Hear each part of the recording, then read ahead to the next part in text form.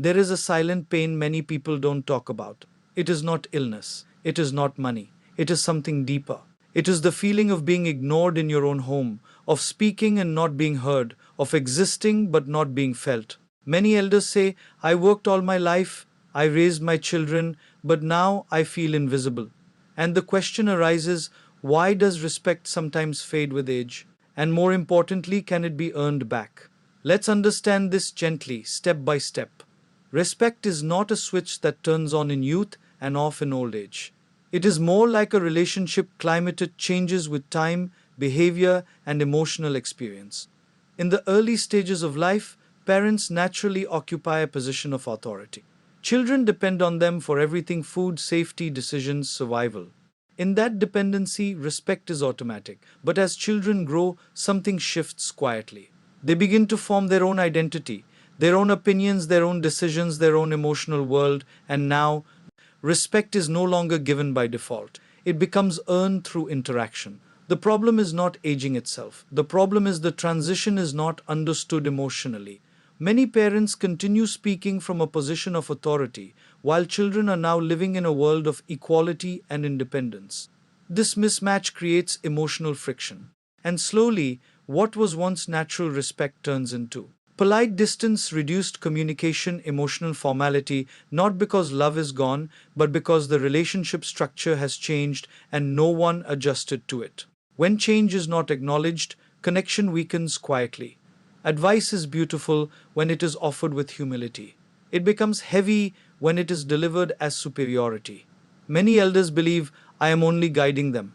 But the younger mind often receives it as, you are not capable of handling your life. And this is where emotional resistance begins. Because every human being, regardless of age, wants to feel trusted, capable. Independent. When advice is constant, repeated, and uninvited, it stops feeling like care and starts feeling like pressure. Even correct advice can be rejected if the emotional delivery feels like control. For example, do this job, it is better. Don't wear this, it is not right. You are doing everything wrong. These statements may come from love, but they land as judgment. Over time, the younger generation begins to emotionally disconnect, not because they don't value elders, but because they feel emotionally managed instead of understood.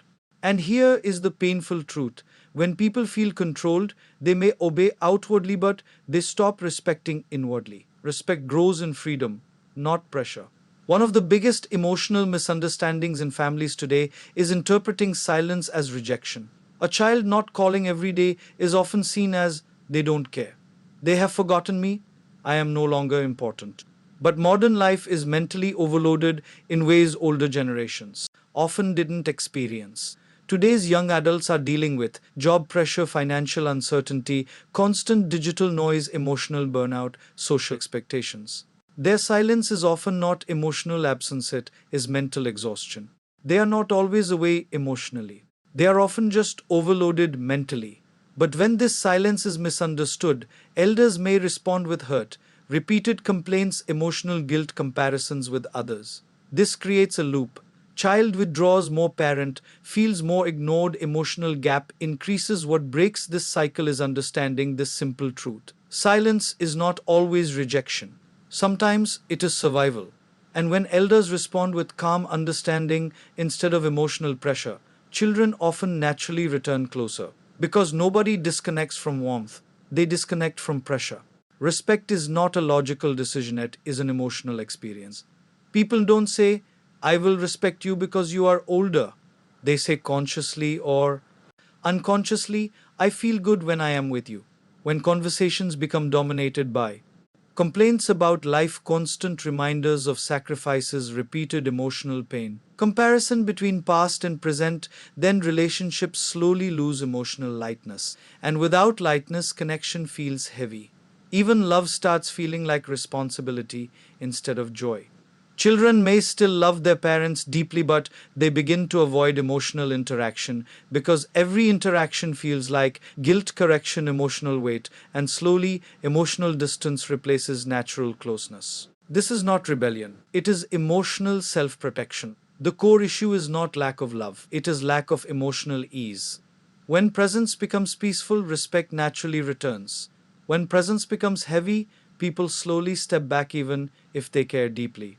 Respect that is forced is never real.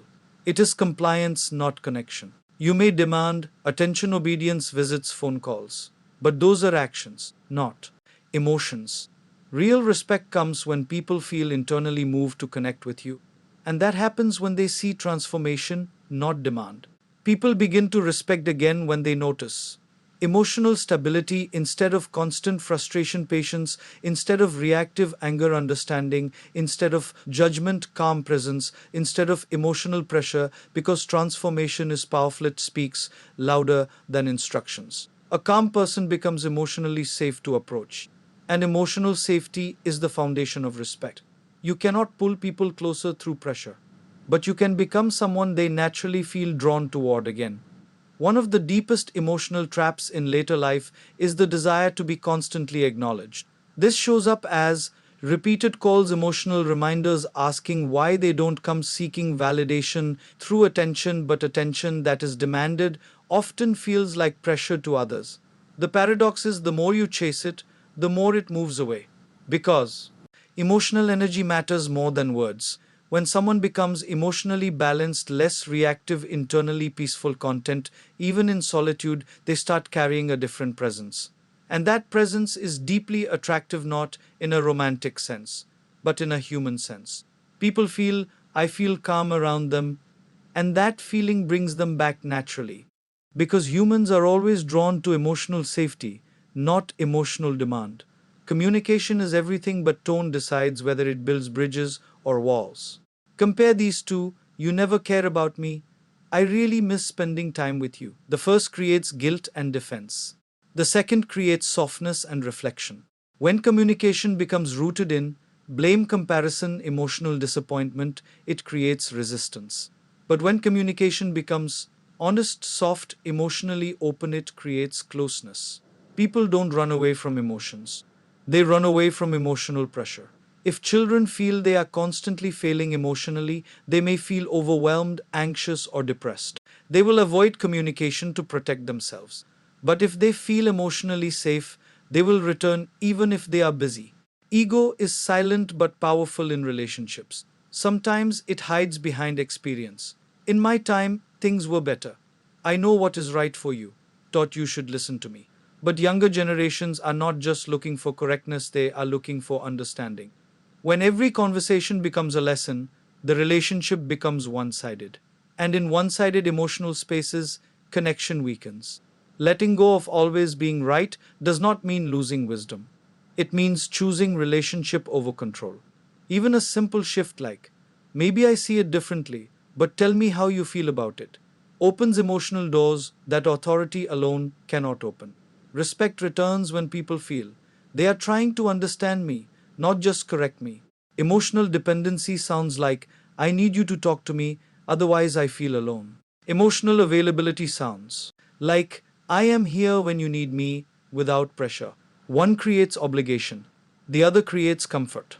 Children naturally move toward people who feel stable, non demanding, emotionally grounded. If every interaction feels like responsibility, they will avoid it. But if interaction feels like freedom, they will return voluntarily. Being emotionally available means you are present, you are open, but you are not demanding presence in return. This balance rebuilds respect quietly but powerfully. At the deepest level, relationships are not maintained by rules, they are maintained by energy. Ask yourself, what emotional energy do I bring when someone comes close? If the energy is anger, right arrow, distance grows, sadness, right arrow, people feel burdened, calm, acceptance. Right arrow, people feel safe, warmth. Right arrow, people return. Respect is not just about age or role, it is about emotional experience.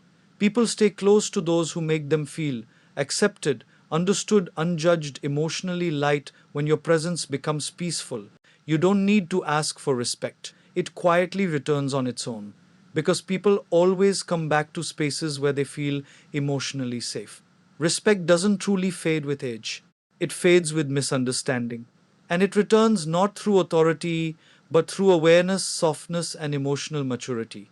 Because in the end, people don't remember how strict you were.